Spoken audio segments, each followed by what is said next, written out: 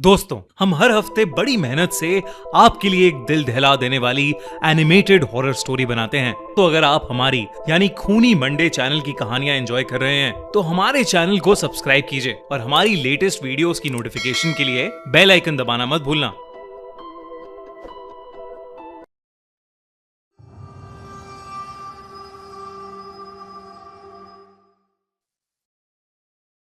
बारिशों के मौसम में पानी की बौछार और ठंडी हवाएं जितनी सुहानी होती हैं, सड़कें उतनी ही सुनसान और खतरनाक।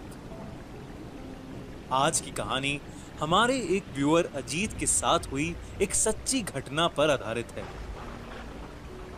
मेरा नाम अजीत है और अगस्त 2016 में मैं अपने ऑफिस के एक दोस्त कार्तिक के साथ दिल्ली से मनाली जा रहा था। हम दोनों को पहाड़ों पर घूमने का बहुत शौक था और बारिश के मौसम में रोड ट्रिप का एक अलग ही एक्सपीरियंस होता है। हमने सोचा क्यों ना इस वीकेंड हम मनाली की एक छोटी सी ट्रिप मारें। हमारा वहां रात के 9 बजे तक पहुंचने का प्लान था, पर तेज बारिश की वजह से हम लोगों ने 2 घंटे का ब्रेक ले लिया। आसपास के लोगों ने हमें ऐसे मौसम में आगे जाने के लिए बहुत मना किया, लेकिन हम लोग भी ठान कर आए थे कि ये मनाली की ट्रिप तो एंजॉय करके ही घर लौटेंगे।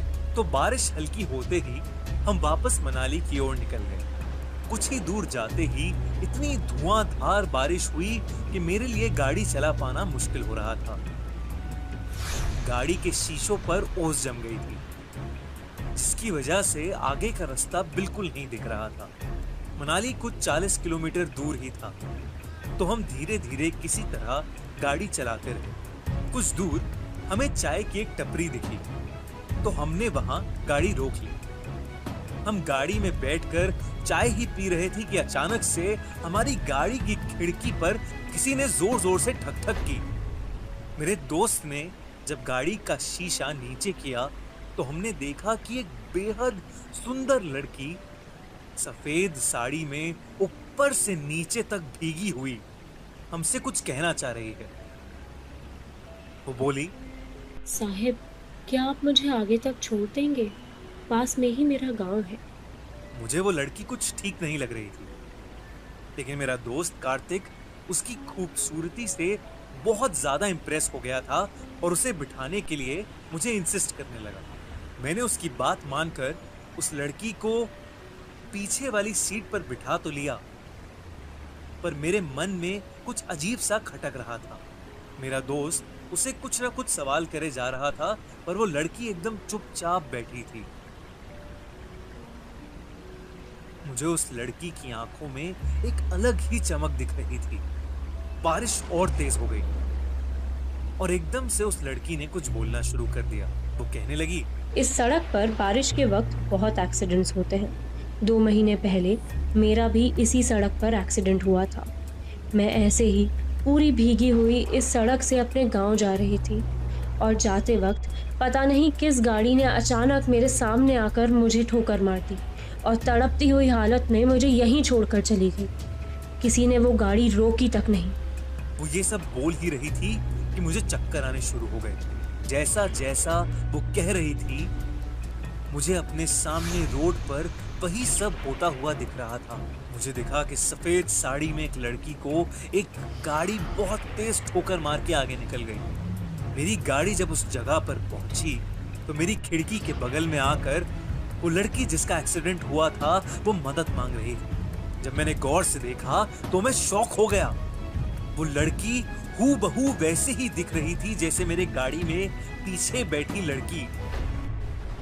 तभी रियर व्यू मिरर में मुझे उस लड़की का डरावना चेहरा दिखा, जिसे देखकर मैं सुन्न पड़ गया और मेरी गाड़ी जाके एक दूसरी गाड़ी में टकरा गई। मेरा सर स्टीयरिंग पर जा लगा और मेरे बगल में बैठा कार्तिक बुरी तरह से जख्मी हो गया था।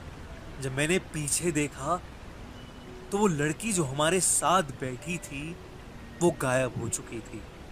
हम किसी तरह मनाली के बस स्टॉप पहुंचे, जहां लोगों ने हमारी मदद करी। ये किस्सा जब मैंने उन्हें बताया तो उन्होंने मुझसे कहा कि 2 महीने पहले उनके गांव की एक लड़की की एक रोड एक्सीडेंट में मौत हो गई थी और आज भी वो सब सोचकर मेरे रोंगटे खड़े हो जाते हैं। In villages where screens were rare, cricket was just a distant sound, so we brought the game everyone loves, from Mumbai to Delhi and beyond. Made it possible. Cheers, dreams, and cricket under open skies. One game, one joy. ये कहानी हमारे एक viewer Amit ने हमें भेजी है। अब मैं आपको उसी के नजरिए से ये कहानी सुनाऊंगा। ये बात 2012 की है, जब मैं बिट्स पिलानी में इंजीनियरिंग कर रहा था। कॉलेज का फर्स्ट ईयर था और मुझे गांधी भवन हॉस्टल में रूम नंबर 138 अलॉट हुआ था। हॉस्टल के पहले दिन से मेरे साथ कुछ अजीब ही चीजें हो रही थी। रोज सोने के बाद आधी रात में मुझे किसी लड़के के रोने की आवाजें सुनाई देती थी, जैसे कोई उस लड़के को बहुत बुरी तरह पीट रहा हो। कभी मुझे ऐसा लगता था कि मेरे रूम के अंदर कोई आया है और खिड़की के पास खड़े होकर मुझे बस घूरे जा रहा है। मुझे तब और ज्यादा डर लगने लगा जब मेरे रूममेट ने बताया कि उसे ऐसी कोई आवाजें सुनाई नहीं देती थी। शुरू के पहले महीने में हमें 4 दिन की छुट्टी मिली थी। कई लोग घर चले गए और हॉस्टल में बहुत ही कम लोग रुके थे। मेरा रूममेट भी घर चला गया था और मैं मेरे रूम में अकेला था। उस दिन बाहर जोरदार बारिश हो रही थी। करीब रात के 12 बजे दरवाजे पे बहुत जोर से खटखट हुई। मैंने दरवाजा खोला तो वहां कोई नहीं था, और जब मैं वापस मुड़ा तो मेरे रूम का सारा सामान बिखरा पड़ा था। बारिश और तेज हो गई, जिसकी वजह से लाइट भी चली गई। कुछ देर बाद दरवाजे पर और जोरों से खटखट हुई, लेकिन इस बार भी बाहर कोई नहीं था। तब मैंने देखा कि बगल वाला कमरा, जिस पर हमेशा ताला लगा रहता था, वो खुला पड़ा। पता नहीं मुझे क्या सोचा, पर मैं इस रूम के अंदर जाने से खुद को रोक ही नहीं पाया। अंदर घुसते ही कमरे का दरवाजा जोर से बंद हो गया। मुझे फिर वही रोने की आवाज सुनाई देने लगी जो मुझे रोज रात में सोने नहीं देती थी। तभी मेरे पीछे की अलमारी बहुत तेजी से हिलने लगी और मुझे ऐसा लगा कि उसके अंदर से कोई बाहर आना चाहता है।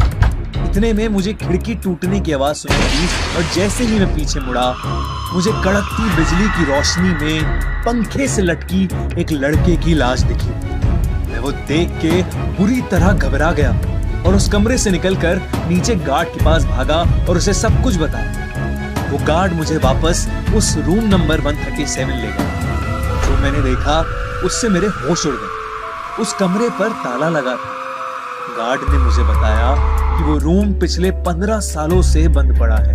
उसने बताया कि यहाँ एक लड़का रहता था, जिससे यहाँ एक प्रोफेसर की बेटी से प्यार हो गया था। प्रोफेसर को उनका रिश्ता बिल्कुल भी मंजूर नहीं था और कल्चरल फेस्ट के एक दिन उस प्रोफेसर ने उस लड़के को पंखे से लटकाकर मार डाला, और उस लड़के का नाम भी अमित था। ये सुन के मैं पूरी तरह दंग रह गया।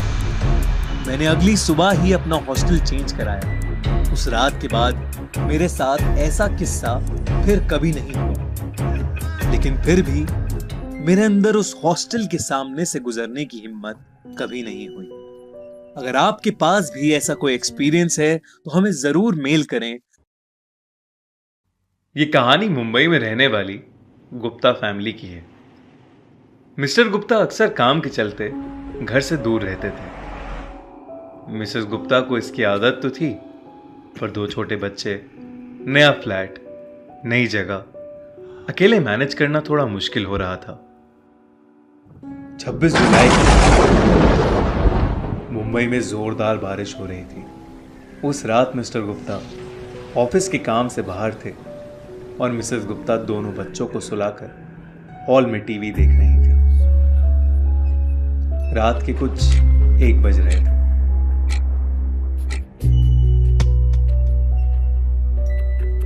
उन्हें लगा कि शुभम रात में उठ के कुछ मस्ती कर रहा है, तो वो गुस्से में बोली, शुभम, तू सोया नहीं अभी तक? पर वहां शुभम नहीं, बल्कि एक 18-19 साल का अजीब सा दिखने वाला लड़का। मिसेस गुप्ता थोड़ा डर गई कि ये लड़का छोटे बच्चों की तरह अजीब अजीब हरकतें क्यों कर रहा है। जैसे ही वो उस लड़के की तरफ आगे बढ़ी, वो लड़का सीधा बच्चों के कमरों में चला गया। वो उसके पीछे पीछे अंदर गई और उसे बहुत ढूंढा, पर वो कहीं नहीं मिला। फिर जैसे ही उन्होंने बच्चों के कमरे की अलमारी खोली, वो लड़का वहीं था। मिसेस गुप्ता ने तुरंत अपने हस्बैंड को फोन किया, लेकिन फोन में नेटवर्क ही नहीं था और कोई दरवाजे को जोर जोर से खटखटाने लगा।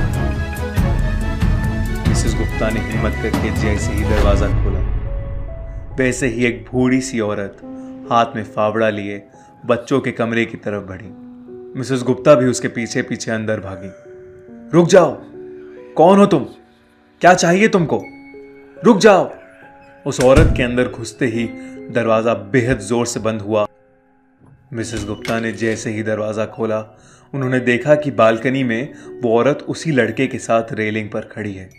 उस औरत ने मिसेस गुप्ता को मुड़ के देखा और लड़के को लेकर नीचे कूद गई। मिसेस गुप्ता को कुछ समझ नहीं आ रहा था।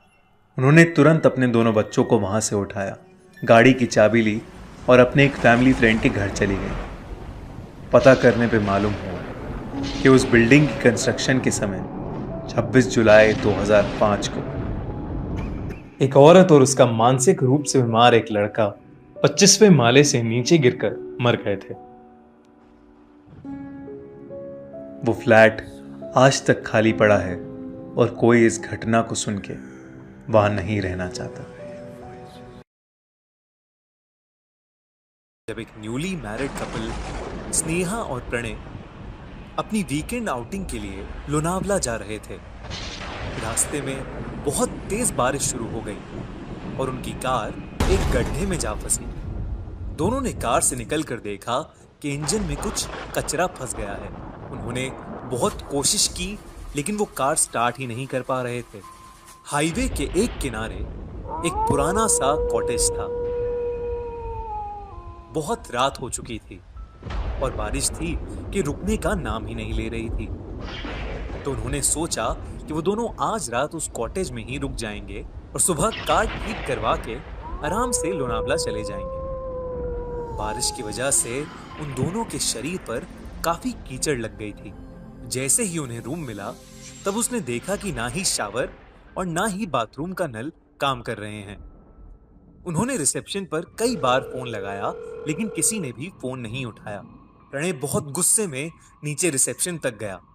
उसने देखा कि रिसेप्शनिस्ट ईयरफोन लगा के मोबाइल पर कुछ देख रहा था। प्रणय ने उसके हाथ से फोन छीना और उसे बहुत सुनाया।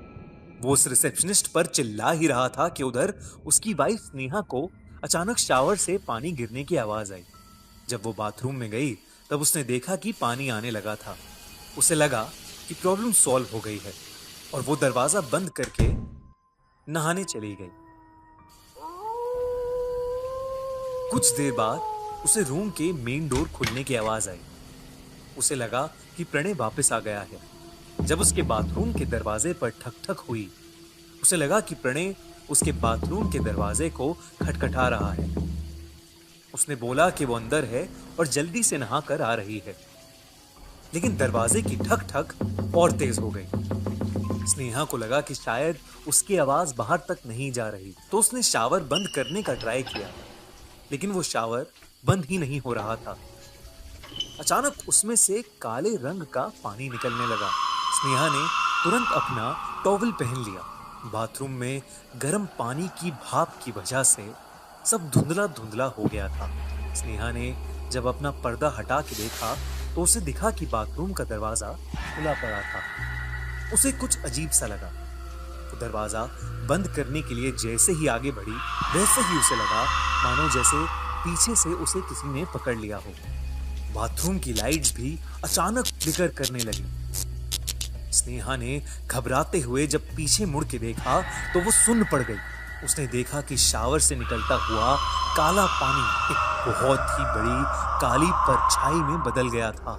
स्नेहा डर के मारे बहुत जोर से चीखी। उसकी चीख सुनते ही प्रणय भागा भागा वहां आया। उसने देखा कि बाथरूम का दरवाजा खुला पड़ा है और स्नेहा टॉवल लपेटे नीचे फर्श पर बेहोश पड़ी है। प्रणय ने जब पर्दा हटा के देखा तो वहां कोई नहीं था, लेकिन बाथटब के एक कोने में एक चाकू पड़ा था, जिसे देखकर प्रणय पूरी तरह सहम गया। उसने उस चाकू को उठाया और वो चाकू अपने हाथ में लेके वो जैसे ही फोड़ा, तभी शीशे में उसे अपना एक भयानक चेहरा दिखा, जिसे देख के उसके हाथ से चाकू नीचे गिर गया। उसने वापस शीशे में देखा तो वहां कुछ नहीं था। उसने जल्दी से स्नेहा को कपड़े पहनाकर बेड पर लेटाया। जब स्नेहा को होश आया तो उसने पूरा किस्सा प्रणय को बताया। वो दोनों उसी रात एक कार बुलवा के वापस अपने घर आ गए। उन्हें आज तक समझ नहीं आया कि उनके साथ क्या हुआ था। क्या उस कॉटेज में कोई मर्डरर या रेपिस्ट था, या कोई भूत था जो उन्हें सता रहा था।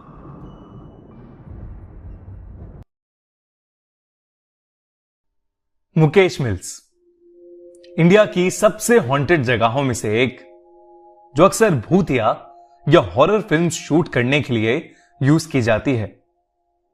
लेकिन हकीकत में इस जगह पर कई ऐसे किस्से घटे हैं कि बॉलीवुड के बड़े बड़े डायरेक्टर्स और एक्टर्स इस जगह पर अपनी मूवीज शूट करने से अब बेहद डरने लगे हैं।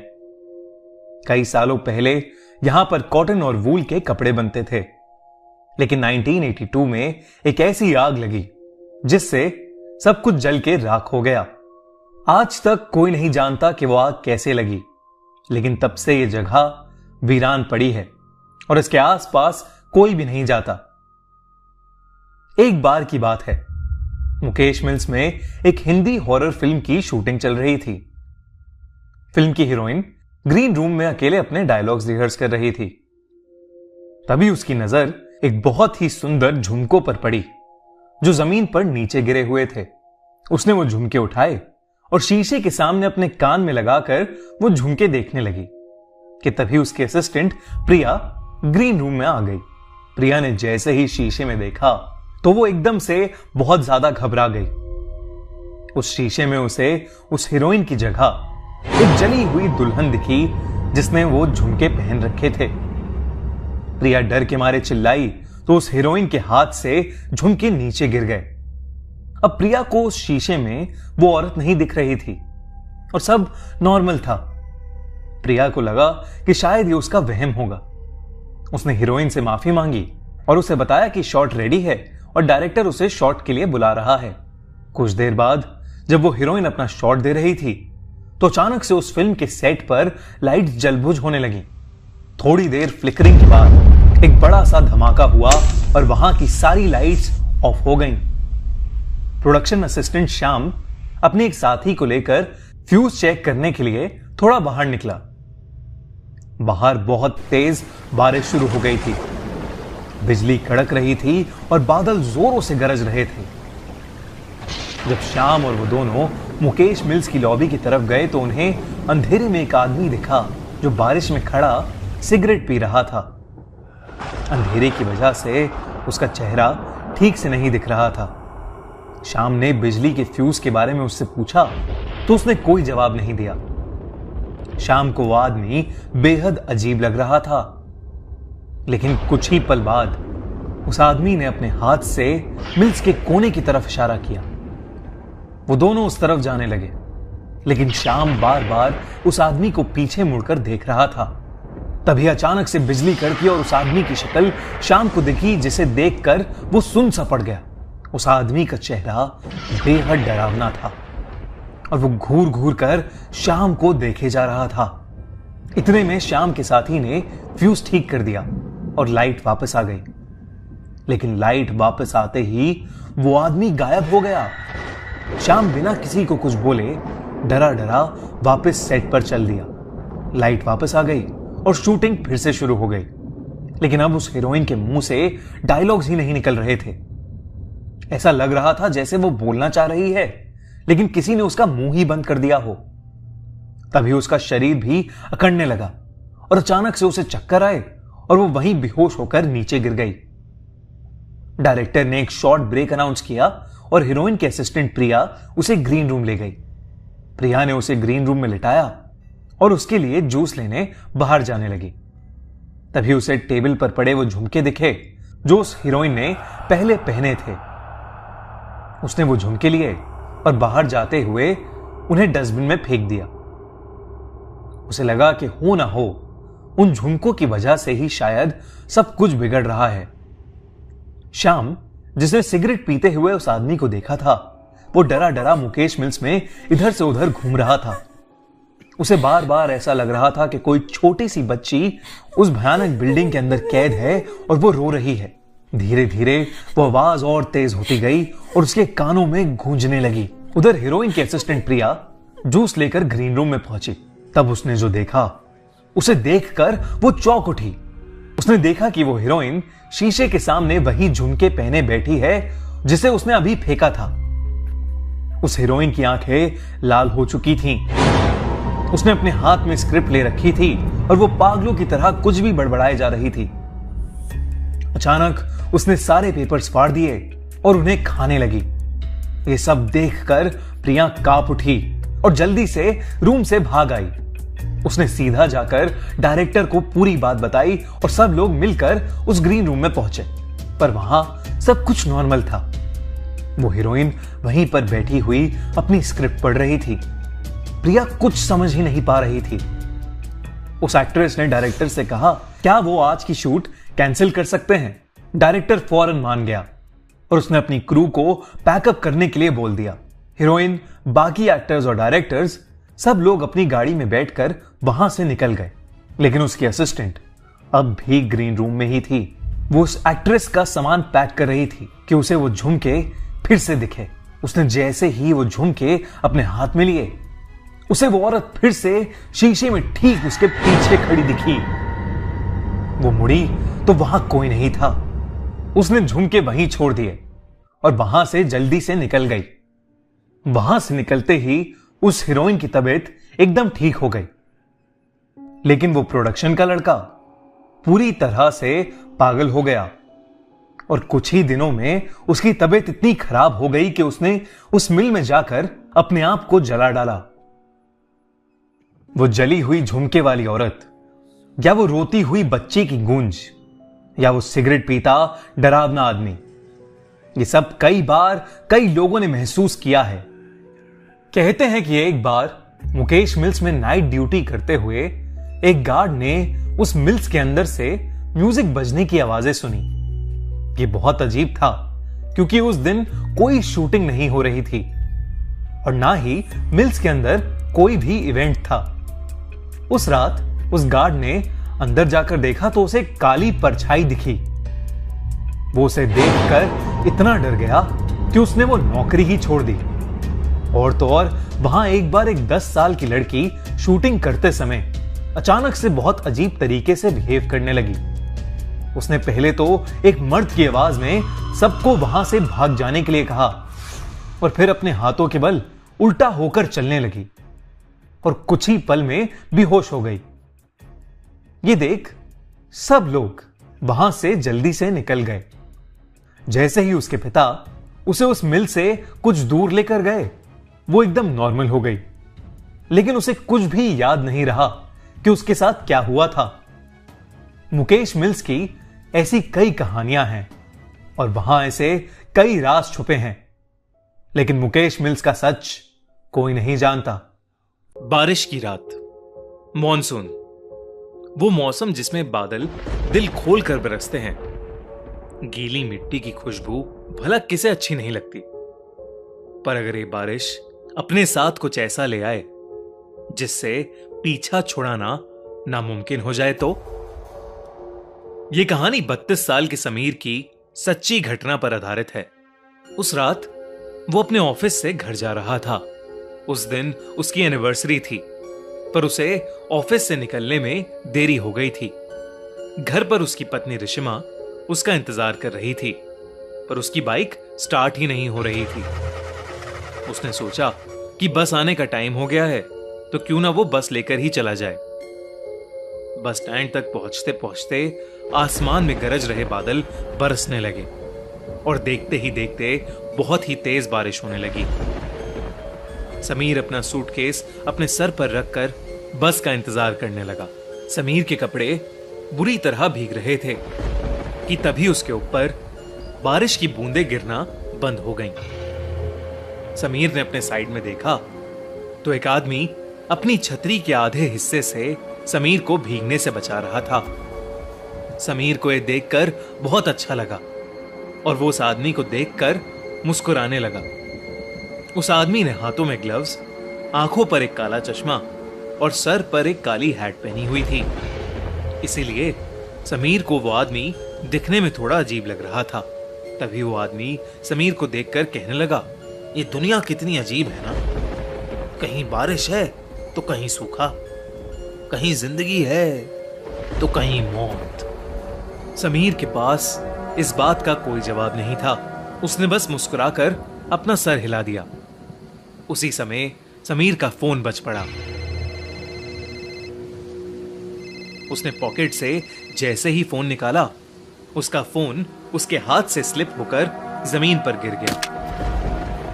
समीर जैसे ही जमीन से फोन उठाने के लिए झुका, उसे कुछ ऐसा दिखा जिससे उसकी रूह ही कांप गई। उसके साथ में खड़े आदमी की टांगे ही नहीं थीं और ना ही उस आदमी के जूते के अंदर पैर थे। मानो वो आदमी हवा में झूल रहा था। समीर के चेहरे का रंग बदलने लगा, पर उसने चुपचाप अपना फोन उठाया और उसके पैरों के बारे में सोचने लगा। समीर ने उस आदमी से दूर जाने का सोचा, लेकिन जैसे ही उसने अपनी नजरें घुमाई तो उसे दिखा कि अब पूरा बस स्टैंड खाली था। आसपास किसी ऑटो का भी नामो निशान नहीं था। वहां पर अब समीर और उस आदमी के अलावा और कोई भी नहीं था। समीर की हालत अब खराब हो रही थी। देखते ही देखते बारिश और तेज होने लगी। उस तूफान के बीच उस बस स्टैंड पर वही दोनों खड़े थे। समीर को बारिश की वजह से अब कुछ ढंग से दिखाई भी नहीं दे रहा था। उसे कोई बस भी आती हुई दिखाई नहीं दे रही थी। समीर ने अपनी वाइफ रिशिमा को मैसेज किया और उसे अपनी सिचुएशन बताते हुए जल्दी से आने के लिए कहा। यह मैसेज लिखते ही समीर को उस आदमी की आवाज आई, रिशिमा को यहां बुलाना ठीक नहीं होगा समीर। ये सुनते ही समीर के पैरों तले जमीन खिसक गई। वो उस छतरी के नीचे से निकलकर रोड की दूसरी तरफ भागने लगा। बिना पीछे मुड़े समीर तब तक भागता रहा जब तक उसे वो आदमी दिखना बंद नहीं हो गया। भागते भागते समीर बहुत ज्यादा थक गया था। समीर रोड के साइड पर लगे एक बेंच पर बैठ गया। उसने अपनी तेज चल रही सांसों को नॉर्मल किया, पर तभी एकदम से उसके सर पर पड़ रही बरसात फिर से बंद हो गई। समीर ने सहमी नजर से अपने साइड में देखा तो उसकी साइड में फिर वही आदमी छतरी लिए बैठा था। ये देखकर समीर की चीख निकल गई और वो तुरंत उस बेंच से उठकर फिर से रोड की तरफ भागा। रोड पर बारिश की वजह से अब धुंध भी आने लगी थी। आसमान में कड़कती बिजली की आवाज समीर की चीखों को दबा रही थी। थोड़ी दूर आकर समीर फिर से रुक गया। वो बार बार पीछे मुड़कर देख रहा था। हाफते हाफते जब उसने सामने देखा तो बहुत जोर से बिजली कड़की और उस बिजली की चमकती रोशनी में उसे वही आदमी रोड के बीचों बीच खड़ा दिखाई दिया। इस बार सिर्फ उसका आधा शरीर हवा में तैर रहा था। वो समीर को देखकर मुस्कुराया और उसने अपना चश्मा उतार दिया। उस आदमी की आंखें पूरी तरह से काली पड़ी थीं और उसमें से खून बह रहा था। तभी समीर को पीछे से एक बस के हॉर्न की आवाज आई। समीर ने पीछे मुड़कर देखा तो पीछे से एक बस आ रही थी। अचानक ही बहुत सारे लोगों की भीड़ भी उस बस की तरफ आने लगी। समीर को अपनी जान बचाने का और कोई रास्ता नहीं दिख रहा था। वो दौड़कर उस बस के पास पहुंचा। जैसे ही वो बस उस स्टैंड पर आई, सभी लोग धक्का मुक्की करके उस बस में घुसने की कोशिश करने लगे। उसी धक्का मुक्की में समीर उस भीड़ के बीच गिर गया। उसके पूरे शरीर पर लोगों के पैर लग रहे थे और समीर कुछ भी नहीं कर पा रहा था। बस के ड्राइवर ने भीड़ को हटाने के लिए बस को थोड़ा आगे बढ़ा दिया और समीर का आधा शरीर उस बस के नीचे कुचल गया। तड़पता हुआ समीर वहीं होश खो बैठा। तभी रिश्मा ऑटो से समीर की बताई हुई लोकेशन पर पहुंच गई। उसने समीर को रोड के बीच खून से लथपथ पड़ा देखा। उसके आसपास कोई भी नहीं था। रिश्मा समीर को जल्दी से हॉस्पिटल ले गई। समीर की जान तो बच गई, पर समीर ने अपने पैर हमेशा हमेशा के लिए खो दिए थे। वो अब फिर कभी भी चल नहीं सकता था। जब समीर ने अपने साथ हुई घटना बताई तो कोई भी समीर की बताई हुई बातों पर यकीन नहीं कर रहा था। पर जब रिश्मा ने उस बस स्टैंड से जुड़ी न्यूज रिपोर्ट्स को देखा तो उसके होश ही उड़ गए। रिश्मा ने देखा कि करीबन 10 साल पहले ऐसे ही एक केस में एक आदमी की मौत हुई थी और तब से लेकर आज तक हर साल मॉनसून के महीने में एक आदमी ऐसे ही हादसे का शिकार होता है। और पुलिस को बयान देते वक्त वो सभी एक अजीब सी काली आंखों वाले आदमी के बारे में बात करते हैं। रिश्मा समझ गई थी कि समीर भी उस काली आंखों वाले आदमी का शिकार हुआ है। कुछ ही सालों बाद डिप्रेशन के कारण समीर की मौत हो गई। अब रिश्मा हर साल मॉनसून के महीने में उस बस स्टैंड पर जाती है, इसी उम्मीद में कि उसकी मुलाकात उस काली आंखों वाले आदमी से हो जाए। रिश्मा को हमेशा लगता है शायद वो काली आंखों वाला आदमी भी ऐसे ही किसी भीड़ के नीचे आकर मर गया होगा और अब वो सबसे अपना बदला ले रहा हो। रिश्मा उससे ये पूछना चाहती थी कि वो ये सब क्यों कर रहा है, पर रिश्मा को वो आदमी आज तक कभी नहीं मिला और शायद कभी मिलेगा भी नहीं। पर आपको क्या लगता है, कौन था वो आदमी और उसने समीर को ही क्यों चुना? El Silbon, urban horror legend. ये कहानी 1980s में साउथ अमेरिका के एक बहुत ही खूबसूरत गांव लॉस लेरोस नाम की है, जहां पर चारों तरफ हरियाली और खेत ही खेत हैं। उन्हीं में से एक खेत के पास डमासो नाम का एक लड़का छुट्टियों में अपने चाचा के घर में रुका हुआ था। उन दिनों लोग अक्सर जल्दी सो जाया करते थे, इसलिए सब शाम को ही खाना खाकर सो गए थे। डमासो बिस्तर पर लेट तो गया था पर उसे नींद नहीं आ रही थी। वो बस छत पर लगे पंखे को ही देखे जा रहा था कि तभी अचानक उसे बहुत जोर से जानवरों के करहाने की आवाज आई। वो उठकर बाहर गया तो उसने देखा कि आवाज पास के एक एनिमल शेल्टर से आ रही है, जहां पर बहुत सी गायें थीं। डमासो ने आसमान की ओर देखा तो पूरा आसमान काले बादलों से ढका हुआ था। उसे लगा कि शायद सभी गायें आने वाले तूफान से घबरा रही हैं, इसलिए वो गायों को अंदर वाले तबेले में लेकर जाने के लिए उनके पास गया और गायों को बहुत मुश्किल से एक एक करके अंदर वाले तबेले में लेकर जाने लगा। पर डमासो ने कभी गायों को इतना बेचैन नहीं देखा था। इतनी बेचैनी की वजह से डमासो के लिए उन्हें वहां से ले जाना भी मुश्किल हो रहा था। तेज बारिश भी शुरू हो गई थी। बड़ी मुश्किल से जब उसने कई सारी गायों में से कुछ गायों को अंदर वाले तबेले में भेज दिया तो उसे मीट की बहुत ही गंदी बदबू आने लगी। जैसे जैसे वो और गायों को अंदर भेज रहा था और गायें वहां से कम हो रही थीं, वो बदबू वैसे वैसे बढ़ती जा रही थी। जब कुछ 5-6 गायें बच गईं, तो उसने देखा कि वहां एक बूढ़ी सी गाय की खून से सनी हुई हड्डियां पड़ी। देखकर डमासो वहीं जम गया और जोर से चिल्लाने लगा। पर इससे पहले वो वहां से भाग पाता या कुछ कर पाता, उसको दूर से एक आवाज आई। तेज बारिश के बीच वो मीलों से आती हुई आवाज इतनी भयानक थी कि उसे सुनकर डमासो की रूह कांप गई और उसे सुनते ही डमासो समझ गया कि वो आज मरने वाला है, क्योंकि वो आवाज एल सिल्बॉन की सीटी की थी, जिसका मतलब था कि एल सिल्बॉन उसके पास आ रहा है। डमासो ने एल सिल्बॉन के कई किस्से सुने थे। उसे याद था कि बचपन में कैसे उसके रिलेटिव्स एक आदमी की कहानी सुनाते थे जिसका एल सिल्बॉन से सामना हुआ था। उसके रिलेटिव्स की कहानी के हिसाब से वो आदमी भी एक ऐसे ही खेत से देर रात अपने घोड़े पर एक फंक्शन में जा रहा था। तभी उस बड़े से वीरान खेत में उस घोड़े का पैर किसी चीज से फिसला। जब उस आदमी ने उतर कर देखा तो वहां एक हिरन की हड्डी पड़ी थी, जिनसे खाया हुआ मांस अभी भी लटक रहा था।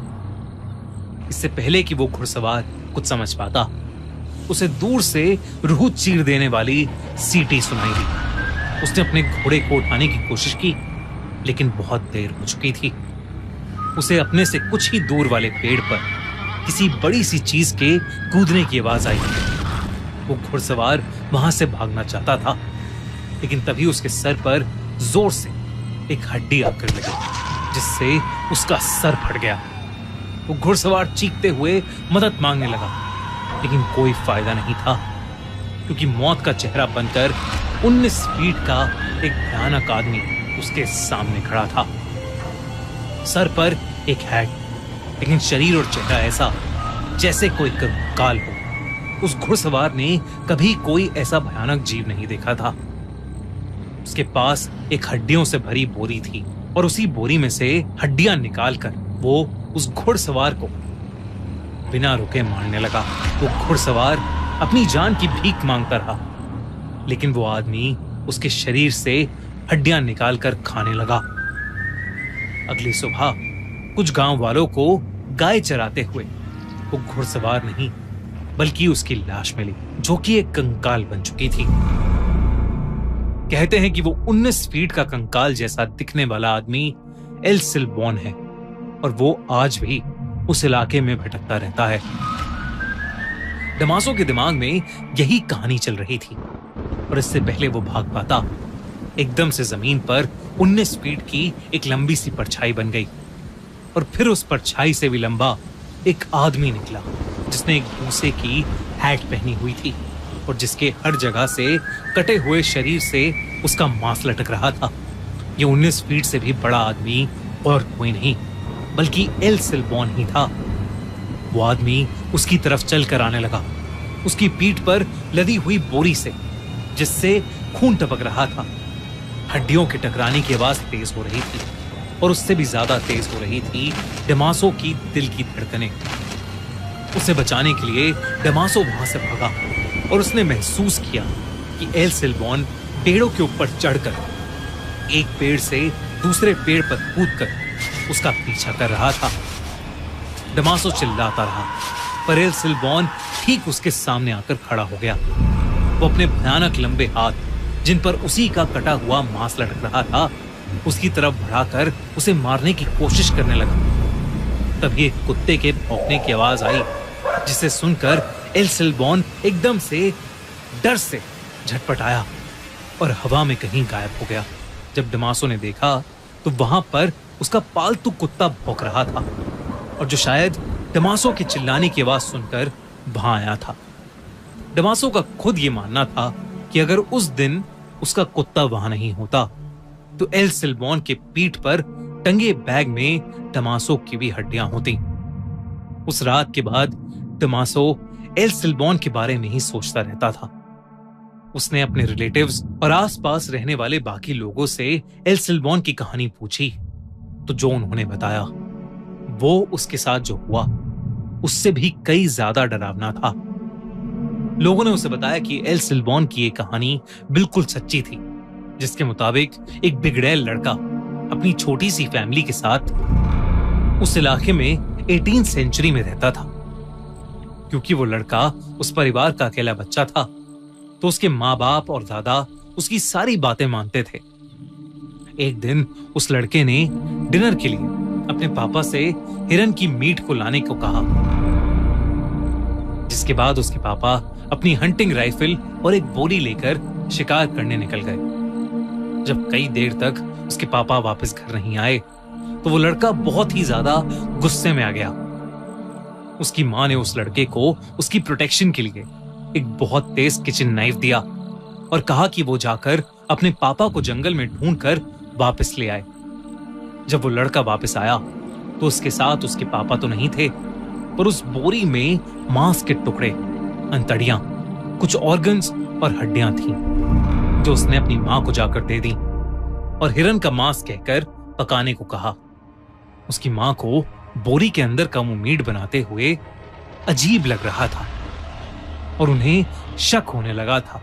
तो उस लड़के की मां ने लड़के के दादाजी को अपना डर बताया, जो सुनकर उसके दादाजी ने उस लड़के को बाहर ले जाकर एक पेड़ से बांध दिया और एक हंटर से उसे जोर जोर से मारने लगे, तब तक जब तक उस लड़के ने सच नहीं बता दिया। एक ऐसा सच जो बहुत ही ज्यादा भयानक था। उस लड़के ने बताया कि जब जंगल में उसे अपने पिता मिले तो वो खाली हाथ थे, क्योंकि वो हिरन का शिकार नहीं कर पाए थे। वो लड़का उनसे बहुत ज्यादा गुस्सा हो गया और उसी गुस्से में आकर उस लड़के ने अपने पास पड़े चाकू से उनकी जान ले ली और उसी चाकू से उनका मांस निकालकर बाकी शरीर के टुकड़े टुकड़े कर अपनी बोरी में भर लिए और घर आ गया। ये सच सुनकर उस लड़के के दादा उसे इतनी जोर से हंटर मारने लगे कि उस लड़के के शरीर का मांस उसके शरीर से कट कट के लटकने लगा। उसके दादा ने उसके बाद उसके घाव पर मिर्ची और शराब डालकर उसको पेड़ से खोलकर उसके कंधे पर उसके बाप के मांस और हड्डियों से भरी बोरी डाल दी और उसके पीछे अपने 2 भयानक कुत्ते छोड़कर उसे हमेशा के लिए भटकने के लिए छोड़ दिया। कहते हैं कि उस दिन के बाद से आज तक उस लड़के की आत्मा एल्सिलबॉर्न के नाम से भटकने लगी। उस इलाके में रहने वाले लगभग सभी लोगों का मानना है कि उनका एक ना एक बार एल्सिलबॉर्न से सामना जरूर हुआ है, जो पेड़ों में बैठकर एक अलग ही तरीके से सीटी बजाता है और जो भी देर रात खेतों में घूमता है उस पर एक जानवर की तरह अटैक करता है। कहते हैं कि वो बस कुत्तों से डरता है और इसीलिए उस इलाके के सभी घरों में लोगों ने कुत्ते पाले हुए हैं। डमासो उस रात अपने कुत्ते की वजह से बच गया, वरना वो भी आज एल्सिलबॉर्न का शिकार हो जाता। बारिश की वो रात। कहते हैं बारिश का मौसम बड़ा ही सुहाना होता है। हर तरफ हरियाली और गीली मिट्टी की वो दिल को खुश कर देने वाली एक खुशबू, हर चीज की खूबसूरती मानो दोगुनी हो जाती है। आप कहीं भी जाओ लगता है जैसे बारिश आपका पीछा ही कर रही हो, पर अगर आपका पीछा बारिश के अलावा कोई और भी कर रहा हो तो। ये कहानी 24 साल के वरुण की है। वरुण दिल्ली से मुंबई अपनी जॉब के सिलसिले में आया था। हालांकि उसे मुंबई की फास्ट लाइफ कुछ खास पसंद नहीं थी, पर वो अपने काम के लिए बहुत पैशनेट था। अपने करियर को एक नई सीढ़ी पर ले जाने के लिए वो कुछ समय के लिए मुंबई आया था। वरुण अक्सर अपने ऑफिस से लेट निकलता था, कभी कभी तो इतना लेट कि वो ऑफिस से निकलने वाला आखिरी इंसान होता था। ऐसी ही एक रात वरुण को ऑफिस में बैठे बैठे रात के 11 बज गए थे। वो अपना सामान पैक करके बिल्डिंग से बाहर निकला तो उसने देखा कि बहुत ही घमासान बारिश हो रही है। अब ना ही वरुण को कोई ऑटो रिक्शा मिल रहा था और ना ही कोई कैब। वो बस एक कोने में खड़ा बारिश से बचने की कोशिश कर रहा था। तभी अचानक से वरुण के सर पर बूंदें पड़ना बंद हो गईं। उसने सर उठाकर देखा तो उसके सर पर एक छाता था और वो छाता लिए उसके साथ ही एक आदमी खड़ा हुआ था। वरुण ने मुस्कुराकर उस आदमी को थैंक यू कहा, पर उस आदमी ने कुछ जवाब नहीं दिया। वो बस चुपचाप खड़ा रहा। वरुण ने फिर से उस आदमी से बात करने की कोशिश की। वरुण ने कहा, आपका बहुत बहुत शुक्रिया, आपके जैसे लोग बहुत ही कम मिलते हैं। इस पर उस आदमी ने कुछ सेकंड्स बाद अपनी चुप्पी तोड़ी और कहा, मेरा क्या है, मैं तो एक फकीर हूं। कल किसी और को मिला था, आज तुम्हें मिला हूं और कल किसी और को मिलूंगा। वरुण को उस आदमी की बात थोड़ी अजीब लगी। उसे लगा कि शायद वो आदमी नशे में है। वरुण तुरंत उसके छाते से निकलकर रोड पर चलने लगा, इस उम्मीद में कि शायद आगे उसे ऑटो मिल जाएगा। पर बारिश थी कि रुकने का नाम ही नहीं ले रही थी। बारिश में चलते चलते वरुण के पैर जैसे ही जमीन पर पड़ रहे थे तो एक आवाज आ रही थी, छपा। पर कुछ दूर चलते ही वरुण ने नोटिस किया कि वो आवाज अब 2 बार आने लगी थी। मतलब उसके कदमों की आवाज के अलावा एक और कदमों की आवाज, मानो कोई उसके पीछे पीछे ही चल रहा हो। वरुण ने मुड़कर पीछे देखा तो उसके पीछे कोई भी नहीं था। वरुण के लिए ये पूरा शहर ही नया था। उसे रास्तों का इतना अंदाजा नहीं था, पर क्योंकि उसका घर ऑफिस के पास ही था तो वो जैसे तैसे पैदल ही अपने घर पहुंच गया। उस रात वरुण का रूममेट भी फ्लैट पर नहीं था। कुछ दिनों के लिए वो अपने घर गया था। वरुण अक्सर ऑफिस से आकर ही सो जाता था, पर आज का दिन कुछ अलग था। बिस्तर पर लेटा हुआ वरुण सोने की जितनी भी कोशिश करता, उसे नींद आने का नाम ही नहीं ले रही थी। उसका फ्लैट बिल्डिंग के 6th फ्लोर पर था और बाहर चल रही तेज हवा और बारिश से उसके कमरे में लगी खिड़की जोर जोर से बज रही थी। आसमान में जोरों की बिजली भी कड़क रही थी। ऐसा लग रहा था कि कभी भी कोई बादल फट जाएगा, और इसी शोर की वजह से उसके लिए पूरा माहौल बहुत ही डरावना हो गया था। वरुण की सोने की नाकाम कोशिशों के बाद वो किचन से पानी लेने के लिए उठा, पर जैसे ही वरुण ने अपने पैर कमरे के फर्श पर रखे, वो चौंक गया क्योंकि वरुण के कमरे का फर्श गीला था। उसने उठकर ध्यान से देखा तो उसे पता चला कि कमरे की खिड़की थोड़ी खुली होने की वजह से पानी कमरे के अंदर आ गया था। वरुण तेजी से उस खिड़की को बंद करने गया और जैसे ही उसने खिड़की बंद की, खिड़की के कांच पर उसे एक हाथ दिखाई दिया। उस हाथ को देखकर वरुण की चीख निकल गई। 6th फ्लोर की खिड़की पर किसी का हाथ कैसे आ सकता था? वरुण डर के मारे अपने बिस्तर पर वापस चढ़ गया और उसकी आंखों के सामने वो हाथ वहां से गायब हो गया। वरुण को अब कुछ समझ नहीं आ रहा था।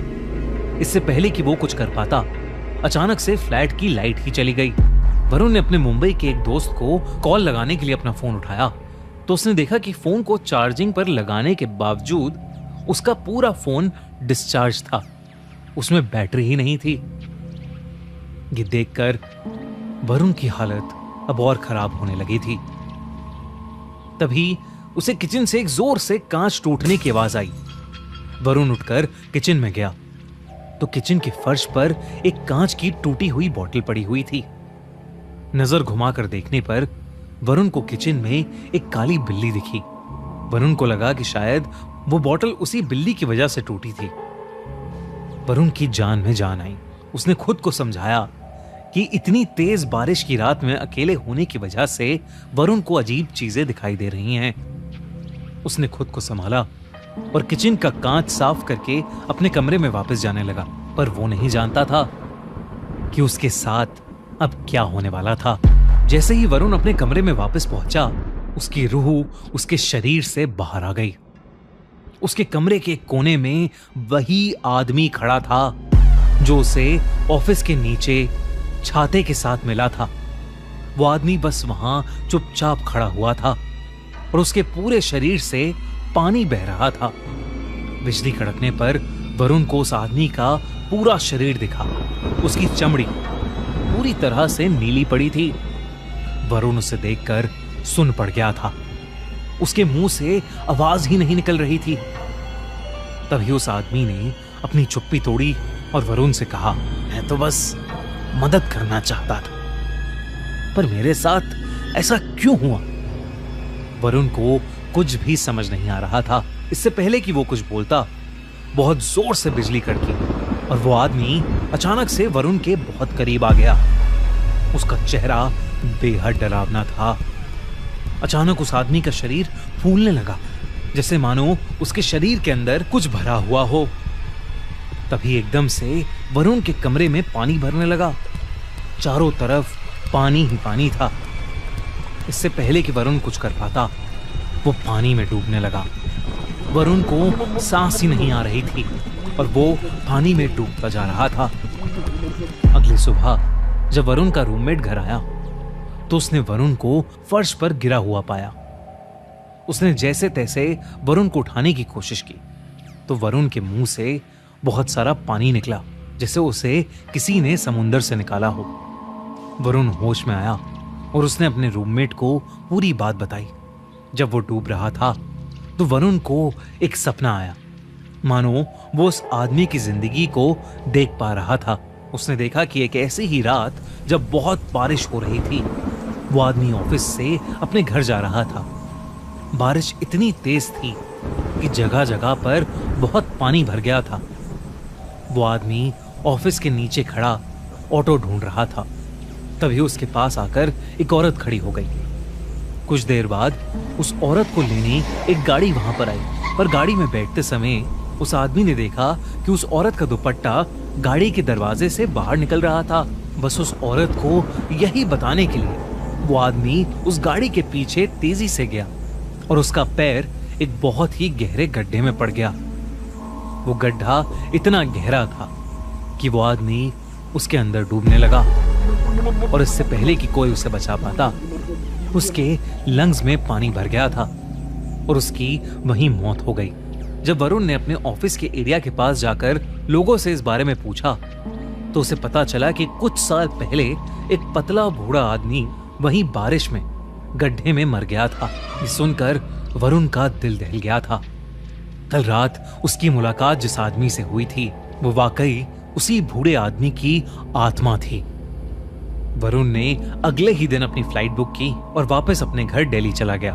उस दिन के बाद से वरुण को वो इंसान कभी नहीं दिखा, लेकिन आज भी तेज बारिश होते ही वरुण घबराहट के मारे कपकपाने लगता है।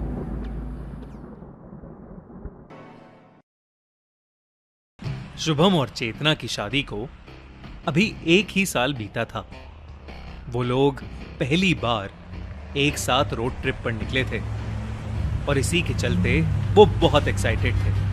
वो दोनों अपनी डेस्टिनेशन पर सुबह जल्दी पहुंचना चाहते थे, इसलिए उन्होंने रात में ही ड्राइव करने का डिसीजन लिया। लगभग आधा रास्ता कवर करने के बाद अचानक से आसमान में घने बादल छाने लगे और जोरों से बिजली कड़कने लगी। इससे पहले कि वो दोनों कुछ सोच पाते, वही काले बादल भयानक तरीके से बरसना शुरू हो गए। कुछ ही पलों में एक भयंकर तूफान आ गया और शुभम को गाड़ी चलाने में भी बहुत ज्यादा दिक्कत होने लगी। बारिश इतनी तेज थी कि शुभम आगे कुछ देख ही नहीं पा रहा था।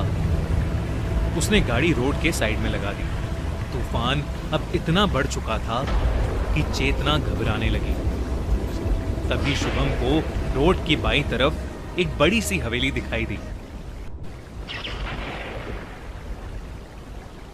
वो वहां जाना तो नहीं चाहता था, पर तूफान के रुकने के कोई आसार नहीं लग रहे थे और रोड पर रुके रहना उसे सेफ नहीं लग रहा था। शुभम ने अपनी गाड़ी उस हवेली की तरफ ले ली। वो हवेली बहुत ही बड़ी और खूबसूरत थी। गाड़ी से उतरकर उन्होंने उस हवेली का बड़ा सा दरवाजा खटखटाया, पर किसी ने भी दरवाजा नहीं खोला। कुछ देर तक दरवाजा खटखटाने पर भी कोई नहीं आया, तो उन्हें लगा कि शायद घर पर कोई नहीं है। वो दोनों वहां से जाने लगे कि तभी बाहर का तूफान और भी ज्यादा भयंकर हो गया और बिजली इतनी जोर से कड़कने लगी कि मानो आसमान को चीर रही हो। शुभम ने अब बिना कुछ सोचे समझे हवेली के कोने में लगा शीशा पत्थर से तोड़ दिया और खिड़की खोलकर चेतना को लेकर अंदर कूद गया। हवेली के उस कमरे में बहुत अंधेरा था। शुभम उस कमरे की लाइट जलाने की कोशिश कर रहा था, लेकिन शायद उस घर में बिजली नहीं थी। चेतना उस कमरे को अपने मोबाइल टॉर्च की लाइट में एक्सप्लोर करने लगी। उस कमरे के एक कोने में एक बक्सा पड़ा था जिसके ऊपर कुछ कैंडल्स रखी थीं। चेतना ने वो कैंडल्स शुभम को दी और खुद वो उस बक्से को खोलकर देखने लगी। उस बक्से के अंदर बड़े सारे कपड़े, पायल, घुंघरू और श्रृंगार का सामान रखा था। ऐसा लग रहा था कि जैसे वो कमरा और सामान किसी रानी का हो। इतने में शुभम ने कैंडल्स जला दी और कमरे में रोशनी आ गई। वो दोनों उसी कमरे में बैठ गए और बारिश के रुकने का इंतजार करने लगे। बैठे बैठे शुभम की आंख लग गई। कुछ देर बाद चेतना को टॉयलेट जाना था, तो वो शुभम को बिना डिस्टर्ब किए एक कैंडल लेकर वॉशरूम ढूंढने चली गई। शुभम वहीं बैठा बैठा सो चुका था, लेकिन अचानक उसे घुंघरू की आवाज आई जिससे उसकी नींद टूट गई। उसे ऐसा लगा कि जैसे कोई औरत घुंघरू पहने उसके पीछे से गुजरी हो। शुभम अचानक से मुड़ा, पर उसके पीछे कोई भी नहीं था। कमरे में चेतना को ना पाकर वो थोड़ा घबरा गया और उस कमरे से बाहर निकलकर हवेली में चेतना को ढूंढने लगा।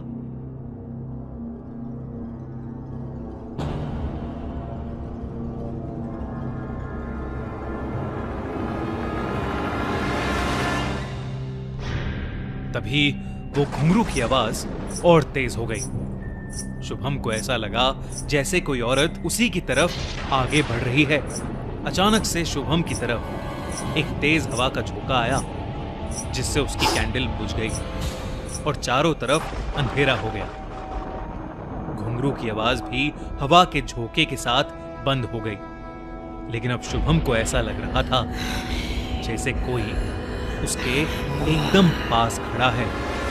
ही जोरों से बिजली कड़की और उस बिजली की चमक में उसने जो देखा, उसे देखकर उसके रोंगटे खड़े हो गए। उसके ठीक सामने एक भयानक चुड़ैल खड़ी थी। वो शुभम को देखते ही उसके ऊपर जोर से चिल्लाई और उस कॉरिडोर में लगे कांच चकनाचूर हो गए। शुभम घबरा उठा और वहां से उल्टे कदम भागा। भागते भागते वो उसी कमरे में वापस आ गया, लेकिन जब वो कमरे में आया तो उसकी रूह कांप उठी। चेतना का शरीर हवा में था और उसका चेहरा बिल्कुल बदल चुका था। उसके माथे पर एक लाल रंग का टीका था और उसके बाल और आंखों का काजल बिखरा हुआ था। शुभम ने सहमी आवाज में चेतना को पुकारा, पर सामने से जो जवाब आया उससे शुभम के होश ही उड़ गए। मंजुलिका। शुभम को ऐसा लगा जैसे चेतना ने उस पर कोई दहाड़ लगाई हो। वो फिर भी हिम्मत करके चेतना के नजदीक जाने लगा कि तभी शुभम की आंखों के सामने चेतना के दोनों पैर उल्टे हो गए। ये देखकर शुभम की चीख निकल गई और तभी मंजुलिका की आत्मा ने उसे जोर से धक्का दिया और वो कमरे के एक कोने में जा गिरा। शुभम का दिल डर के मारे जोर जोर से धड़क रहा था। मंजुलिका ने जमीन पर पड़े शुभम का गला पकड़ा और उसे हवा में उठा लिया। शुभम को अब सांस लेने में भी मुश्किल हो रही थी कि तभी उस हवेली में एक गाना गूंज उठा, और उस आवाज के आते ही मंजुलिका हवा के झोंके की तरह चेतना के शरीर से बाहर निकली और गायब हो गई। चेतना बेहोश होकर नीचे गिर गई। शुभम ने उसे उठाया और जिस खिड़की को तोड़कर वो अंदर आया था उसी से वो बाहर भाग गया। उसने चेतना को गाड़ी की पिछली सीट पर लेटाया और उस तूफान में ही वहां से भाग गया। चेतना को अपने साथ हुए हादसे के बारे में कुछ भी याद नहीं था, लेकिन शुभम अपने साथ हुआ यह हादसा फिर कभी नहीं भूल पाएगा।